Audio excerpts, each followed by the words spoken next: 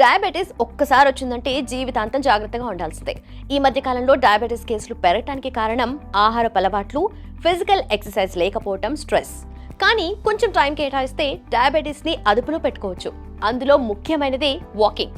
Diabetes ఉన్నవారు రోజుకి కనీసం 30 నిమిషాలు, వారానికి 5 రోజులు నడిస్తే రక్తంలో షుగర్ లెవెల్స్ బాగా కంట్రోల్లో ఉంటాయి. ముఖ్యంగా బ్రేక్ఫాస్ట్, లంచ్, డిన్నర్ తర్వాత 10 నిమిషాల నడక కూడా మంచి రిజల్ట్స్ ఇస్తుంది. ఇది గ్లూకోజ్ మెటబాలిజాన్ని మెరుగుపరచడమే కాకుండా ఇన్సులిన్ సెన్సిటివిటీని పెంచుతుంది. వాకింగ్ వేగం కూడా ముఖ్యం. గంటకు 3 నుండి 4 మైళ్ల వేగంతో నడిస్తే గుండె ఆరోగ్యం బాగుపడుతుంది. అలాగే జాయింట్లపై ఒత్తిడి కూడా తగ్గుతుంది. వీలైతే సరిగ్గా ఉన్న నేలపై నడవాలి. ఆపై మెట్లు ఎక్కటం లేదా దిగటం చేయొచ్చు.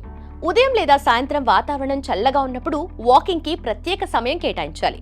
ఇలా క్రమం తప్పకుండా నడక చేస్తే రక్త ప్రసరణ మెరుగుపడి శరీరానికి ఆక్సిజన్, పోషకాలు బాగా అందుతాయి. ఫలితంగా చర్మం సన్లైట్ తో మెరవడమే కాకుండా ఆరోగ్యంపై విశ్వాసం కూడా పెరుగుతుంది.